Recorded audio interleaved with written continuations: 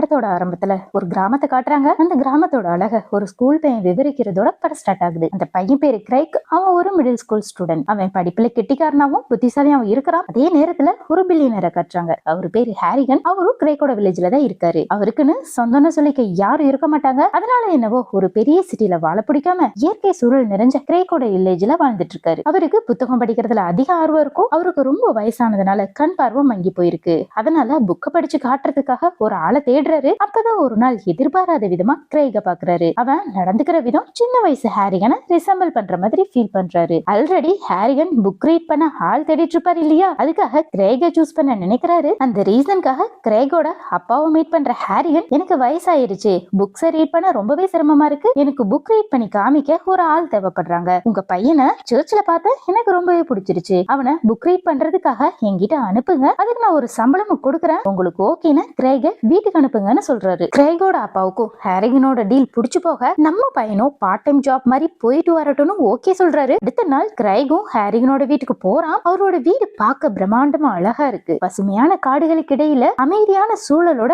ரம்மியமா இருக்கிற வீட்டை முதல் தடவை பாக்குற கிரைக் ஆச்சரியத்தோட பாக்குறான். அந்த நிசப்தமான அமைதி கிரைக சின்னதா பயமுறுத்தத செய்யுது. இருந்தாலும் மனசை கொஞ்சம் திடமாக்கிட்டு வீட்டுக்குள்ள போறான். வீட்டோட முன்பக்கத்துல ஒரு பூந்தோட்டம் இருக்கு. அங்க ஒரு கார்டனர் ஒர்க் பண்ணிட்டு இருக்காரு. அவனோட தோற்றமே கிரைக பயமுறுத்ததா செய்யுது. கிரைகும் அவனை கண்டும் காணாம போயிடுறான். வீட்டோட கதவு ஓபன் ஆகுது. வீட்டுக்குள்ள இருந்து வெளியே வர ஒரு வேலைக்காரங்க கிரைக பார்த்து, உனக்காக தான் ஹாரிகன் வெயிட் பண்ணிட்டு இருக்காரு, அவரை போய் பாருன்னு உள்ள அனுப்புவாங்க. உள்ள போறவன் நேரா ரீடிங் ரூமுக்கு போறான். அங்க கம்பீரமா உட்கார்ந்து இருக்கிற ஹாரிகன் ஒரு நாவலை எடுத்து படிக்க சொல்ல அவனும் ரீட் பண்ணி காமிக்கிறான். அவன் படிக்கிற ஒவ்வொரு வார்த்தைகளையும் அனுபவிச்சு கேட்கிற ஹாரிகன் அவன்கிட்ட ஒரு வார்த்தை கூட பேச மாட்டாரு. கிரைகும் புக்க படிச்சு காட்டுறதுக்கான டைம் முடிஞ்சதும் அவனோட வீட்டுக்கு திரும்புவான். அடுத்த நாள் திரும்பவும் ஹாரிகன் வீட்டுக்கு வரான். நாவலை படிக்கிறான், திரும்பவும் வீட்டுக்கு போறான், வருவான், படிக்கிறான், போறான். இப்படியே நாட்கள் நகருது. அவங்க ரெண்டு பேத்துக்குள்ளேயும் ரீடர் லிசனர் தவிர எந்த ஒரு பேச்சுவார்த்தையும் நடக்காது. அவங்களுக்கு இடையில அமைதி மட்டுமே மிஞ்சும். அப்படியும் இல்லைன்னா ஃப்ரீயா இருக்கிற டைம்ல கிரைக் அங்க வேலை செய்யற தோட்டக்காரனுக்கு ஹெல்ப் பண்ணுவான். அப்படியே கட் பண்ணா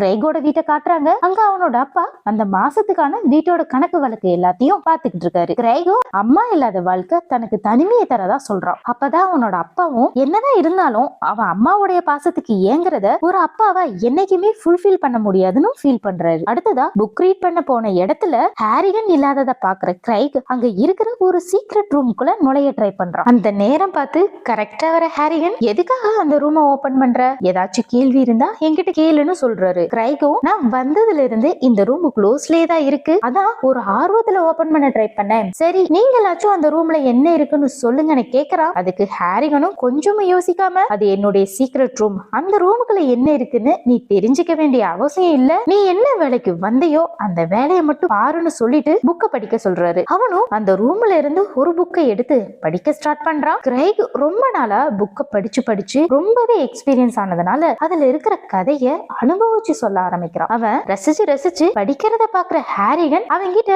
ஸ்டோரியில என்ன சொல்ல வராங்கன்னு உனக்கு புரிஞ்சுதான் படிக்கிறியான்னு கொஞ்சம் டவுட்லயே கேக்குறாரு. அதுக்கு கிரைகும் ஆமா எனக்கு புரியுதுன்னு சொல்றப்போ ஹாரிகன் அவனை ஆச்சரியமா பார்த்துட்டு எதுவும் பேசாம அவனுக்கு உண்டான சேலரிய மட்டும் கொடுக்கறாரு. அப்பதான் டேபிள்ல இருக்கிற நியூஸ் பேப்பரை பாக்குற கிரைக், உங்களுக்கு தான் கண் பார்வை மங்களா இருக்குன்னு சொன்னீங்களே, அப்படி இருக்கப்போ நியூஸ் பேப்பரை எப்படி படிக்கிறீங்கன்னு கேக்குறான். அதுக்கு ஹாரிகன், நான் ஒரு பிசினஸ் மேனா இருக்கிறனால ஷேர் மார்க்கெட்டோட நிலவரத்தை தெரிஞ்சுக்கிட்டாதான் அடுத்தது இன்வெஸ்ட் பண்ண முடியும், அதுக்காக தான் நியூஸ் படிக்கிறேன்னு சொல்றாரு. அது மட்டும் இல்லாம கிரைக் கிட்ட என்ன சொல்றாருன்னா, பணம் தான் நம்மளை ஆட்டி வைக்கிற மான்ஸ்டர், அதை நம்ம எப்படி ஹேண்டில் பண்றோங்கிறதுலதான் நம்ம வாழ்க்கையே இருக்கு, நீயும் வளர்ந்ததுக்கு அப்புறம் பணத்தோட மதிப்பை தெரிஞ்சு அதுக்கு ஏத்த மாதிரி நடந்தாதான் சக்சஸ்ஃபுல்லான லைஃப் லீட் பண்ண முடியும்னு சொல்றாரு. அப்ப கிரைக்கு அவன் படிச்ச நாவல்ல வர ஒரு லைன் ஞாபகம் வர, ஹாரிகன் கிட்ட நீங்க சொல்றது உண்மைதான், ஆனா பணங்கிறது இந்த உலகத்துல இருக்கிற ரொம்ப மோசமான விஷயங்கிறத நாவல்ல வர ஒரு கேரக்டர் மூலமா தெரிஞ்சுக்கிட்டேன்னு சொல்றான். அவனோட பதில கேட்ட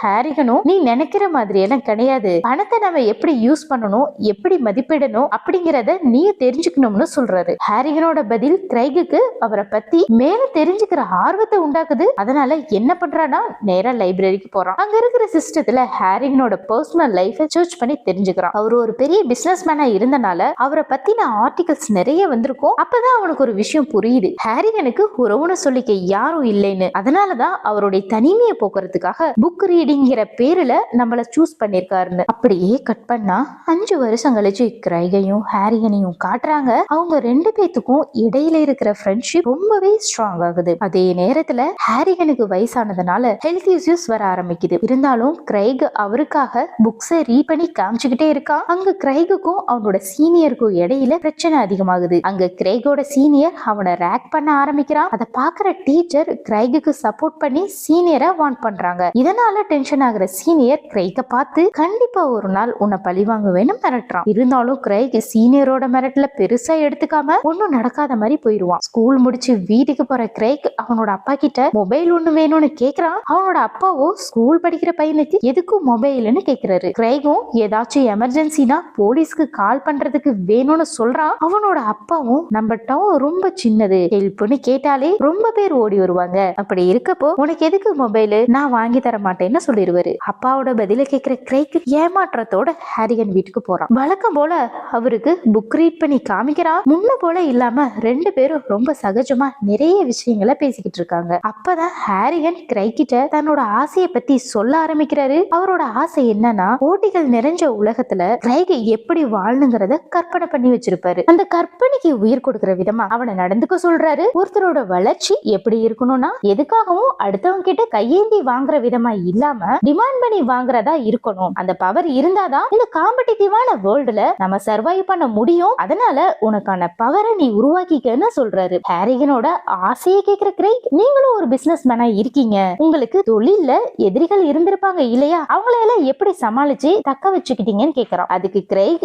நான் என்னோட எதிரிகளை எப்பயுமே வளர விட்டது கிடையாது. ஒருவேளை என்னோட தொழிலுக்கு இடைஞ்சலா அவங்க இருந்தாங்கன்னா அவங்கள என்னோட பவரை யூஸ் பண்ணி அடிக்கிறவேன்னு சொல்றாரு. அவருடைய பதில் கிரைக்கு லைஃப பத்தின ஒரு ஐடியாவை கொடுக்கதான் செய்யுது. நாட்கள் நகர நகர வாழ்க்கை பத்தின நிறைய விஷயங்களை ஹாரிகன் மூலமா தெரிஞ்சுக்கிறான். ஒவ்வொரு நாளும் ஹாரிகன் மேல இருக்கிற அன்பும் பாசமும் அதிகமாகிக்கிட்டே இருக்கு. இவர் கூட இருக்கிறனாலதான் என்னவோ கிரைக்கு வெளியில ஃப்ரெண்ட்ஸ்னு யாருமே இருக்க மாட்டாங்க. இவனுக்கு எல்லாமே ஹாரிகன் தான் அப்படிங்கிற அளவுக்கு ரெண்டு பேரும் அட்டாச் ஆகிருவாங்க. அவனுடைய சின்ன சின்ன சந்தோஷம் துக்கம்னு எல்லா விஷயத்தையுமே ஹாரிகன் கிட்ட ஷேர் பண்ணிக்கிறான். அப்படியே கிறிஸ்மஸும் நெருங்குது. கிறிஸ்மஸ் பரிசா ஹாரிகன் என்ன பண்ணுவார்னா, அவனுக்கு ஒரு ஸ்கிராட்ச் கார்டை கிஃப்ட் பண்றாரு. அவர் கிஃப்ட் பண்ணது கிரைக்கு ரொம்பவே ஹாப்பியா இருக்கும். அதே ஹாப்பியோட அவனோட அப்பாவும் மொபைல கிஃப்ட் பண்றாரு. மொபைல வாங்கினவன் முத காலே ஹாரிகன் கிட்ட பேசுறான். அப்ப என்ன சொல்வானா, நான் புதுசா மொபைல் வாங்கிட்டேன், இனிமே மொபைல்லயே ரெண்டு பேரும் பேசிக்கலாம்னு சொல்றான். நீங்க கொடுத்த ஸ்கிராட்ச் கார்டு மூலமா $3000 கிடைச்சிருக்கு, அந்த சந்தோஷத்தை ஷேர் பண்ணதான் கால் பண்ணேன்னு சொல்லிட்டு இருக்கான். கிரைகோட பதில்னால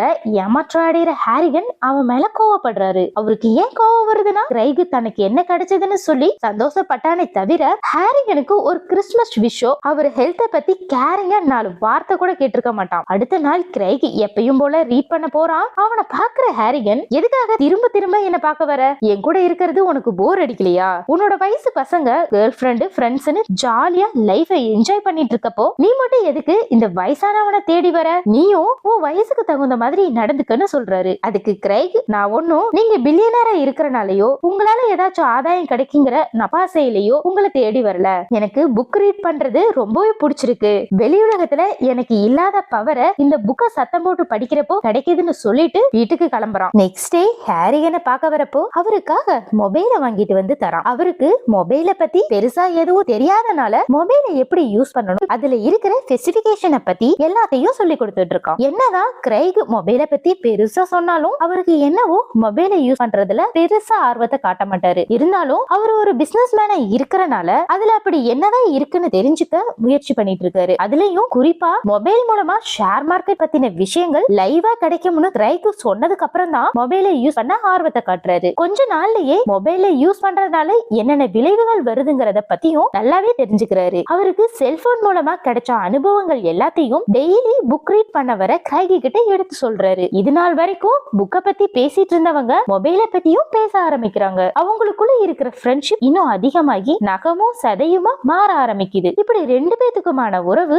ஸ்ட்ராங் ஆகிட்டே போயிட்டு இருக்கப்போ ஸ்கூல்ல கிரைகுக்கும் அவனோட சீனியருக்கும் இடையிலான பிரச்சனை பெருசாகிட்டே போகுது. இதனால அவனோட ஸ்கூல் டேஸ் ஹாப்பியா இல்லாம கொஞ்சம் ஹார்டா தான் போகுது. அவன் ஹாப்பியா இருக்கிறது ஹாரிகன் கூட இருக்கிறப்பதான். அடுத்த நாள் வழக்கம் போல ஹாரிகனை பார்க்க போறான். அவரை பார்த்து, நீங்க உங்ககிட்ட இருக்கிற பணத்துக்கு உலகத்திலேயே ரிச்சான பிளேஸுக்கு போய் லைஃப என்ஜாய் பண்ணிருக்க முடியும், அப்படி இருந்தும் நீங்க வாழ்றதுக்காக எதுக்காக இந்த சின்ன டவுனை சூஸ் பண்ணிருக்கீங்கன்னு கேக்குறான். இவன மாதிரிதான் இந்த ஊர்ல இருக்கிறவங்க எல்லாருமே அவரு அந்த ஊர்ல ஸ்டே பண்ணிருக்கிறதுக்கு பல கட்டுக்கதைகளை சொல்லிட்டு திரிவாங்க. அவரு அந்த ஊருக்கு வந்ததுக்கு உண்மையான காரணத்தை யார்கிட்டயுமே ஷேர் பண்ணிருக்க மாட்டாரு. ஆனா கிரைக் எப்ப இந்த கொஸ்டினை கேட்டானோ அதுக்காகவே அவர் அந்த ஊருக்கு வந்ததுக்கான காரணத்தை சொல்ல ஆரம்பிக்கிறாரு. அந்த ரீசன் என்னன்னா, ஊருக்காரங்க சொன்ன மாதிரி பெருசா எதுவும் இருக்காது. அவருக்கு பிடிச்ச லெஜெண்ட் கிரைக்கோட வில்லேஜ்ல தான் ஸ்டே பண்ணிருந்ததாவும் அதுக்காகவே தன்னோட கடைசி காலத்தை இந்த ஊர்ல வந்து கழிக்கலாம்னு முடிவு பண்ணிருப்பாரு. அதனால அவரோட எல்லா சுகத்தையும் விட்டுட்டு கிரைக்கோட வில்லேஜ்ல செட்டில் ஆகியிருப்பாரு. ஹாரிகன் கிரைக பார்த்து ஒரு கேள்வி கேட்க ஆரம்பிக்கிறாரு. நீ வளர்ந்ததுக்கு அப்புறம் இங்கேயே இருப்பியா இல்ல வேற ஏதாச்சும் பிளான் இருக்கான்னு கேக்குறாரு. அதுக்கு கிரைக்கும், ஆமா எனக்கு வெளியே போய் படிக்கணும்னு ஆசை இருக்கு, நான் ஒரு ஸ்கிரீன் பிளே ரைட்டர் ஆகணும்னு ஆசைப்படுறேன், என்னோட கனவுக்கு எந்த இடத்துல உயிர் தர முடியுமோ அந்த பிளேஸ்க்கு போயிருவேன்னு சொல்றான். அப்ப உன்னோட கிராமத்தையும் அம்மாவுடைய நினைவிடத்தை விசிட் பண்றதையும் மிஸ் பண்ண மாட்டியான்னு ஹாரிகன் கேக்குறாரு. அதுக்கு கிரைக், அப்படி நான் மிஸ் பண்ற நேரமெல்லாம் நான் இங்க வந்துட்டு போவேன்னு சொல்றான். அதை கேக்குற ஹாரிகன், நீ சூஸ் பண்ண கெரியர் ரொம்பவே சவாலானது, உனக்கு எதிரிகள் வரலாம், அப்படி வரப்போ ஏற்கனவே நான் சொன்ன மாதிரி எதிரிகளை நம்ம பவரை வச்சு அழிச்சிடணும்னு சொல்றாரு. அவரு எதிரிகளை அழிக்கணும்னு சொல்றது கிரைக்கு அதிர்ச்சியா தான் இருக்கும். ஏன் இப்படி சொல்றாருன்னு தெரியாம அவர்கிட்ட திரும்ப கேக்குறான். நிஜமாவே நான் எதிரிகளை அழிச்சேதான் ஆகணுமான்னு கேட்க ஹாரிகனும் கண்டிப்பா பண்ணிதான் ஆகணும்னு சத்தியமும் வாங்கிக்கிறாரு. கிரைக்கும் சத்தியம் பண்ணிட்டு வீட்டுக்கு போறான். அடுத்த நாள் மீண்டும் ஹாரிகனை பார்க்க வரான். ஆனா இந்த முறை ஹாரிகன் இறந்து கிடப்பாரு. அவரோட கையில கிரைக் கொடுத்த மொபைல் இருக்கும். அவரு இறக்குற தருவாயில கூட பேச நினைச்ச கடைசி நபர் கிரைகா தான் இருப்பான். ஆனா அவர் டயல் பண்றதுக்கு முன்னாடியே உயிர் பிரிஞ்சிருக்கும். அந்த மொபைல எடுக்கிற கிரைக் அவர் ஞாபகமா கையில வச்சுக்கிறான். அப்புறமா அவ அப்பாவுக்கு கால் பண்ணி இன்ஃபார்ம் பண்றான். அவருக்கான இறுதி சடங்கு ஏற்பாடுகளை பண்றாங்க. கிரைக் சின்ன பையனா இருக்கிறனால அவனோட அப்பா வீட்டுக்கு அனுப்பிடுவாரு. என்னதான் இருந்தாலும் கிரைக்கு இருந்த ஒரே ஃப்ரெண்டு வெல்விஷர் எல்லாமே அவர் தானே. அவரோட இறப்பை அவனால எப்படி ஏத்துக்க முடியும்? வீட்டுல போய் கதறி அழறான். இத்தனை நாளா ஒன்னாவே இருந்தவரு திடீர்னு இல்லைன்னு சொன்னா யாராலதான் ஏத்துக்க முடியும்? கிரைக்கும் அப்படிதான். இனி அவனுக்கு நல்லது கெட்டதுன்னு சொல்லி கொடுக்கவோ அவனோட எண்ணங்களை பகிர்ந்துக்கவோ ஹாரிகன் இல்ல. அவரு இல்லாத தனிமைய அவனால ஏத்துக்கவே முடியல. அப்பதான் அவனுக்கு பாக்கெட்ல இருக்கிற ஹாரிகனோட மொபைல் ஞாபகத்துக்கு வருது. கிரைக்கு ஹாரிகனை மிஸ் பண்றத அவருக்கு தெரியப்படுத்துற விதமா மிஸ் யூன்னு மெசேஜ் பண்றான். அடுத்த நாள் ஹாரிகனை அடக்கம் பண்றாங்க. அப்படி கிரைக் என்ன பண்ணுவானா, யாருக்கும் தெரியாம ஹாரிகன் மொபைல சவப்பட்டியில வச்சிருவான். மத்தவங்களும் அதை கவனிக்காம ஹாரிகனை அடக்கம் பண்ணிடுறாங்க. அதுக்கப்புறமா கிரைக மீட் பண்ற ஹாரிகனோட அக்கௌண்டன்ட் அவன்கிட்ட ஒரு லெட்டரை கொடுத்து, இது ஹாரிகன் இறக்கறதுக்கு முன்னாடி உனக்காக எழுதுனது, இறந்ததுக்கு அப்புறம் உன் கையில ஒப்படைக்க சொன்னார்னு கொடுக்கறாரு. லெட்டரை வாங்குற கிரைக் படிக்கிறான். அந்த லெட்டர்ல என்ன இருக்குன்னா, கிரைக் முன்னாடியே சொல்லியிருப்பான் இல்லையா ஹாரிகன் கிட்ட அவன் ஒரு ஸ்கிரீன் பிளே ரைட்டர் ஆகணும்னு. அந்த கனவு நனவாகிறதுக்காக தேவையான தொகைய அவரோட ட்ரஸ்ட் மூலமா விட்டுட்டு போயிருப்பாரு.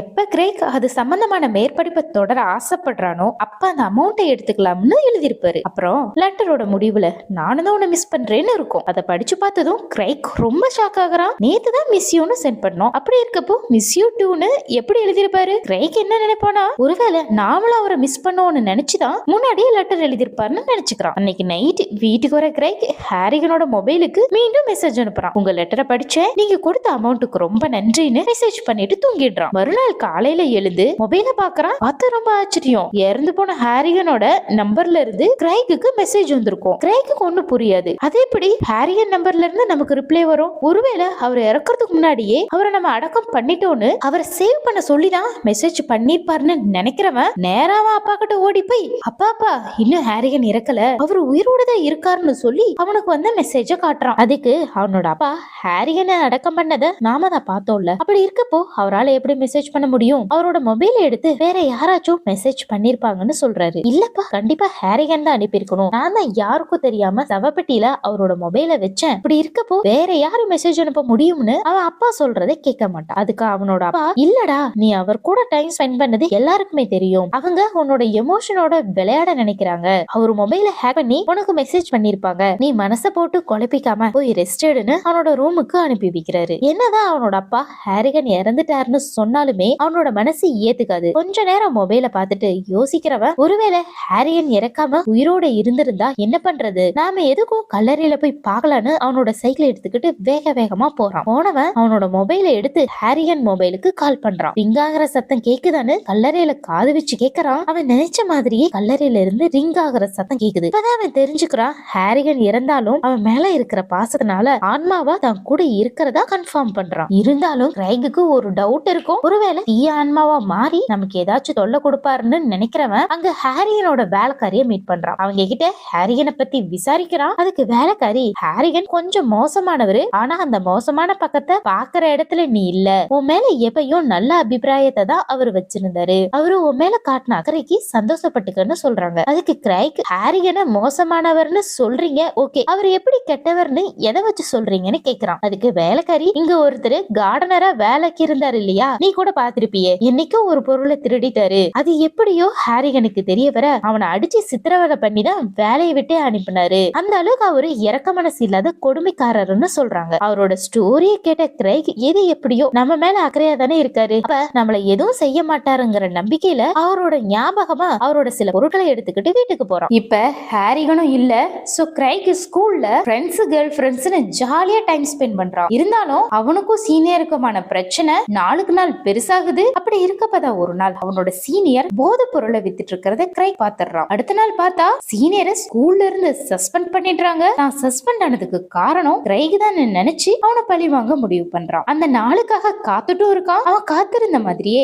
ஸ்கூல்ல ஸ்னோ ஹாலுங்கிற ஈவென்ட் நடக்குது. அந்த ஈவென்ட்ல கிரைக் அவனுக்கு பிடிச்ச ஒரு பொண்ணு கூட பார்ட்டிசிபேட் பண்ணிட்டு இருக்கான். ஈவென்ட் நல்லா தான் போயிட்டு இருக்கும். திடீர்னு அங்க வர சீனியர் கிரைக் கண்மூடித்தனமா அடிக்கிறான். கிரைக் காயமானது தெரிஞ்சுக்கிட அவனோட டீச்சர் ஃபர்ஸ்ட் எய்ட் பண்றாங்க. அப்ப டீச்சர் மேல இருந்து வர வாசத்தால தடுமாறுற கிரைக் அவங்க கிட்ட, உங்க மேல இருக்கிற வாசம் எனக்கு ரொம்பவே பிடிச்சிருக்குன்னு சொல்ல, அதுக்கு டீச்சர், நான் எந்த பர்ஃபியூமும் யூஸ் பண்ணல, ஜஸ்ட் ஒரு சோப்பு தானே சொல்லிட்டு ஃபர்ஸ்ட் எய்ட முடிச்சுட்டு கிரைக வீட்டுக்கு அனுப்புறாங்க. ஸ்கூல்ல சீனியர் பண்ண அவமானத்தை நினைச்சு கதறி அழுவான். ஒரு கட்டத்துல அவனோட வழிகள் எல்லாம் கோபமாவும் பழி வாங்கறதுமா மாற ஹாரிகனுக்கு மீண்டும் மெசேஜ் பண்றான். ஸ்கூல்ல என்னோட சீனியர் என்ன ரொம்பவே அவமானப்படுத்திட்டான். முத எனக்கு பிடிச்ச பொண்ணு கூட ஈவென்ட்ல கலந்துக்கிட்டேன். அவ கூட இருந்தப்போ அவன் என்ன அடிச்சதை தாங்கிக்க முடியல. எப்படி அவன் முன்னாடி போய் திரும்பவும் நிப்பான்? என்னோட வேதனைக்கு காரணமானவன நீங்க தான் பலி வாங்கணும்னு மெசேஜ் பண்ணிட்டு போய் நிம்மதியா தூங்குறான். அடுத்த நாள் வழக்கம் போல ஸ்கூலுக்கு போறான். அப்பதான் ஃப்ரெண்டு மூலமா தனக்கு தொல்லை கொடுத்த சீனியர் இறந்துட்டான்னு தெரிஞ்சுக்கிறான். அந்த நியூஸ் கிரைக்கு ஷாக்கா இருக்கும். ஒருவேளை ஹாரிகன் தான் நாம அனுப்பின மெசேஜ்க்கு ரிப்ளை பண்ற விதமா அவனை கொலை பண்ணிட்டாருன்னு நினைச்சுக்கிறான். எப்படி இறந்தான்னு தெரிஞ்சுக்கிறதுக்காக நேரா இறந்த சீனியர் வீட்டுக்கு போறான். போன இடத்துல சீனியரோட பேரண்ட்ஸ் அலறத பாக்குறவன், நாம மட்டும் ஹாரிகனுக்கு மெசேஜ் பண்ணாம இருந்திருந்தா இந்நேரம் சீனியர் உயிரோட இருந்திருப்பான். தன்னோட கோபத்தாலும் பழிவாங்குற எண்ணத்தாலும் தேவையில்லாம ஒருத்தரை கொண்டுட்டோங்கிற குற்ற உணர்ச்சியால பாதிக்கப்படுறான். அதனால கிளாஸ்ல ஒழுங்கா கான்சென்ட்ரேட் பண்ண முடியாம தடுமாறுறான். கிரைக்கோட டிப்ரெஷனை பாக்குற டீச்சர், சீனியரோட இறப்புக்கு காரணம் நீதான நினைச்சு வருத்தப்படாத, அவனோட இறப்புக்கும் உனக்கும் எந்த சம்பந்தமும் இல்ல, அவன் அளவுக்கு அதிகமா குடிச்சனால போதையில மாடியிலிருந்து தடுமாறி கீழே விழுந்து இறந்துட்டான். அதனால நீ எதை பத்தியும் யோசிக்காம உன்னோட படிப்புல கான்சென்ட்ரேட் பண்ணுன்னு அட்வைஸ் பண்றாங்க. அவங்களோட வார்த்தைகள் கிரைக்கு ஆறுதலா இருந்தாலும் அவனுக்கு ஆன்மா இருக்கா இல்லையாங்கிற டவுட் இருந்துட்டே இருக்கும். அதை தெரிஞ்சுக்க டீச்சர் கிட்ட பேய் இருக்கா இல்லையான்னு கேக்குறான். அதுக்கு டீச்சர், பேய் இருக்கா இல்லையான்னு எனக்கு தெரியாது, ஆனா இருந்தவங்களோட ஆன்மாவை அழைக்கிறது ரொம்ப தப்பு, அப்படி பண்ணுனா நமக்கு பிரச்சனை வரும்னு சொல்றாங்க. டீச்சர் சொன்னதுக்கு அப்புறமும் கிரைக்கு டவுட் இருந்துட்டே இருக்கு. ஒருவேளை அவரோட ஆன்மா நம்ம கூட தான் இருக்கும்னு நினைக்கிறவன் ஹாரிகனை பத்தி நிறைய விஷயங்களை தெரிஞ்சுக்க ஆசைப்படுறான். அவரால் சித்திரவதை செய்யப்பட்ட கார்டனரை மீட் பண்ணா ஏதாச்சும் தகவல் கிடைக்கும்னு நினைச்சு அவரை மீட் பண்றதுக்காக வீட்டுக்கு போறான். ஆனா வீட்டுல கார்டனர் இருக்க மாட்டான். கார்டனரை பத்தி பக்கத்துல விசாரிக்கிறான். கார்டனர் அந்த ஊரை விட்டு போயிட்டதா சொல்றாங்க. கிரைக்கு இந்த விஷயம் பெரிய ஏமாற்றமா இருக்கும். கார்டனர் இருந்த கராஜ் டோரை கவனிக்கிறான். ஓபன் பண்ணி உள்ள போறான். அதுக்கப்புறம் தான் தெரிஞ்சுக்கிறான் கார்டனர் விருப்பப்பட்டு இந்த ஊரை விட்டு போகல, ஹாரிகன் தான் அவனை அடிச்சு துன்புறுத்தி ஊரை விட்டு போக வச்சிருக்காருன்னு தெரிஞ்சுக்கிறான். இப்படி ஹாரிகன் தனக்காக வேலை செஞ்சவங்க மேல ஈவு இறக்க இல்லாம நடந்துகிட்ட விதம் கிரைக்கு பயத்தை ஏற்படுத்துது. ஒருவேளை நம்மள ஏதாச்சும் பண்ணிட்டா என்ன பண்றதுங்கிற ஒரு பதட்டத்தோட வீட்டுக்கு போறவன் மீண்டும் ஹாரிகன் நம்பருக்கு மெசேஜ் பண்றான். அவர்கிட்ட, நீங்க என் கூட ஆன்மாவா இருந்தீங்கன்னா 3 முறை கதவு தட்டுங்க, நீங்க தான் என் கூட இருக்கிறதா நான் புரிஞ்சுக்கிறதா மெசேஜ் பண்றான். ஒரு நீண்ட அமைதிக்கு அப்புறம் கிரைகோட மெசேஜுக்கு ரிப்ளை பண்ற விதமா ஹாரிகன்ட்ட இருந்து மெசேஜ் வருது. ஆனா இந்த முறை கிரைக்கு அவரோட மெசேஜ் சந்தோஷத்தை தராம பயத்தை ஏற்படுத்துது. பயத்துல கத்துறவன் போனை தூக்கி போட்டுட்டு கட்டல்ல போய் ஒளிஞ்சுக்கிறான். அன்னைக்கு நைட்டு பயத்தோட தூங்குறவன் காலையில சர்ச்சுக்கு போறான். அங்க இருக்கிற ஃபாதரை மீட் பண்ணி நடந்த எல்லாத்தையும் எடுத்து சொல்றான். ஆன்மாவா வந்து உன்னை பழி வாங்குறதுக்கு ஹாரிகன் ஒன்னும் மோசமானவர் கிடையாதுன்னு ஃபாதர் சொல்றாரு. அவரு ஆன்மாவா மாதிரி உனக்கு ஹெல்ப் பண்றதெல்லாம் நடக்காத விஷயம். அப்புறம் மெசேஜ் மூலம் தான் உன்கிட்ட பேசுறாரு அப்படின்னா நீ மொபைலை சேஞ்ச் பண்ணு, அதுக்கப்புறமா தேவையில்லாம உனக்கு எந்த மெசேஜும் வராது, நீயும் நிம்மதியா இருக்கலாம்னு அட்வைஸ் பண்ணி வீட்டுக்கு அனுப்புறாரு. வீட்டுக்கு போனவன் சர்ச் ஃபாதர் சொன்ன மாதிரியே மொபைலை சேஞ்ச் பண்ண முடிவு பண்றான். அதுக்காக கடைக்கும் போறான். கடைக்கார, நீங்க தான் புதுசா மொபைல் வாங்குறீங்கல்ல, அதனால உங்களோட பழைய மொபைலை சேரிட்டிக்காக கொடுங்க, மொபைல் வாங்க முடியாதவங்களுக்கு இது பெரிய ஹெல்ப்பா இருக்கும்னு சொல்றான். ஆரம்பத்துல சேரிட்டிக்காக மொபைலை கொடுக்கலாம்னு முடிவு பண்றவன் திடீர்னு மனசை மாத்திக்கிட்டு பழைய மொபைலை எடுத்துக்கிட்டு போயிடுறான். ஏன்னா கிரைக்கு ஹாரிகன் கூட இருக்கிற ஃப்ரெண்ட்ஷிப்பை பிரேக்கப் பண்ண மனசு வராது. அவர் கூட பேசணும்னா கண்டிப்பா பழைய மொபைல் தேவைங்கிறனால சேரிட்டிக்கு தராம அவனே வச்சுக்கிறான். இருந்தாலும் புது மொபைல் வந்ததுக்கு அப்புறம் ஹாரிகனுக்கு எந்த மெசேஜும் பண்ண மாட்டான். நாளடைவுல ஹாரிகன் இல்லாம வாழவும் கத்துக்கிறான். அப்படியே ஸ்கூல் டேஸும் முடிவுக்கு வருது. அவனோட மேற்படிப்புக்காக அவனுக்கு பிடிச்ச டீச்சர் படிச்ச சேம் யூனிவர்சிட்டிக்கு போறான். அவன் ஆல்ரெடி ஹாரிகன் கிட்ட நான் ஒரு ஸ்கிரீன் பிளே ரைட்டர் ஆகணும்னு சொல்லிருப்பான் இல்லையா, அந்த ஆசையை பர்சீவ் பண்ற விதமா யூனிவர்சிட்டியில ஸ்டோரி ரைட்டிங்கான கோர்ஸை தேர்வு செஞ்சு ட்ரைனிங்ல இருப்பான். எல்லாரும் மாதிரியும் அவனோட காலேஜ் டேஸும் போய்கிட்டு இருக்கும். கிட்டத்தட்ட ஹாரியன் பத்தின எந்த ஒரு நினைப்புமே அவன்கிட்ட இருக்காது. அப்படி இருக்கப்பதான் ஒரு நாள் அவனோட ஃபேவரட் டீச்சர் ஹார்ட் கார் ஆக்சிடென்ட்ல இறந்துட்டாங்கன்னு நியூஸ் வருது. ஒரு பணக்கார பையன் போதையில ஆக்சிடென்ட் பண்ணதா தெரிஞ்சுக்கிறான். அவன் ரொம்ப வசதியாவும் பொலிட்டிக்கல் சப்போர்ட் இருந்தனாலையும் கோர்ட் அவனை தண்டிக்கலைன்னு தெரிஞ்சுக்கிறான். அதனால கோவமடைகிற கிரைக் அதேபடி வசதியும் பவரும் இருக்கிறதுனால ஒருத்தன் தான் செஞ்ச தப்புல இருந்து தண்டனையே வாங்காம ஜாலியா சுத்த முடியும், கண்டிப்பா டீச்சரை கொன்னவனுக்கு தண்டனை கிடைச்சே ஆகணும்னு அவனோட ஹாஸ்டலுக்கு போறவன் அவனோட டிரால மறைச்சு வச்ச பழைய மொபைலை எடுக்கிறான். ஹாரிகன் கிட்ட டீச்சருக்கு நடந்த அநீதியை சொல்லி அவங்க இறக்கறதுக்கு காரணமானவனை கொல்ல சொல்லியும் மெசேஜ் பண்றான். நாட்கள் போய்கிட்டே இருக்கும். டீச்சர் சாவுக்கு காரணமான அந்த பையனை ஹாரிகன் கொன்னுட்டாரான்னு தெரிஞ்சுக்கிறதுக்காக நியூஸ் ஏதாச்சும் ஆர்டிகலா வந்திருக்கான்னு ஆன்லைன்ல செக் பண்ணி பாக்குறான். அவன் மெசேஜ் அனுப்பின ஒரு சில நாளுக்கு அப்புறம் அவன் எதிர்பார்த்த மாதிரியே அந்த பணக்கார பையன் இறந்துட்டாருன்னு ஆர்டிகல் நியூஸ் பேப்பர்ல வந்திருக்கு. நியூஸ பாக்குறவன் நேரா ஸ்பாட்டுக்கு போய் அவன் எப்படி இறந்தாங்கிறத பத்தி விசாரிக்கிறான். அப்பதான் இறந்தவன் குளிக்கிறப்போ சோப்பு தொண்டையில மாட்டி மூச்சு திணறி இறந்துட்டான்னு சொல்றாங்க. அப்புறம் அவன் தொண்டையில மாட்டின சோப்பு டீச்சர் யூஸ் பண்ண சேம் பிராண்ட் சோப்பா இருந்ததை தெரிஞ்சுக்கிறவன் அவனோட இறப்புக்கு காரணம் ஹாரிகன் தான் புரிஞ்சுக்கிறான். என்னதான் டீச்சரை கொன்னவன் இறந்து போயிருந்தாலும் கிரைக்கு தான் மேல கோவமும் வெறுப்பும் வந்துடும். தான் இவ்வளவு மோசமானவனா மாறிட்டதை நினைச்சு ரொம்பவே வருத்தப்படுறான். அவனோட பழி வாங்குற எண்ணம் கில்ட்டியா மாறி அவனை சித்திரவதை பண்ணுது. ஒரு கட்டத்துல தான் மேல இருக்கிற தப்ப உணர கிரைக் நேர ஹாரிகனோட கல்லறைக்கு போறான். அவர்கிட்ட எதுக்காக எனக்கு மெசேஜ் பண்ணீங்கன்னு நான் புரிஞ்சுக்கிட்டேன். இத்தனை நாளா உங்களை தொந்தரவு பண்ணதுக்கு என்ன மன்னிச்சிருங்க. இனி நீங்க நிம்மதியா உறங்கலாம். இது நாள் வரைக்கும் எனக்கு துணையா இருந்ததுக்கும் நன்றி சொல்லிக்கிறேன். இனி உங்களை நான் ஹோல்டு பண்ணி வைக்காம மீண்டு வந்து என்னோட லைஃப நோக்கி நகர போறேன்னு சொல்றான். அதுக்கு முதல் படியா தாங்கிட்டே இருக்க மொபைலை அழிக்க முடிவு பண்றான். அப்படியே பக்கத்துல இருக்கிற ஏரிக்கு போறவன் மொபைலை எடுத்து தண்ணியில எறியறான். அவரோட மொபைலை தூக்கி எறியறது மூலமா ஹாரிகனோட நினைவுகளை தூக்கி எறிகிற மாதிரி படுத்த முடிக்கிறாங்க.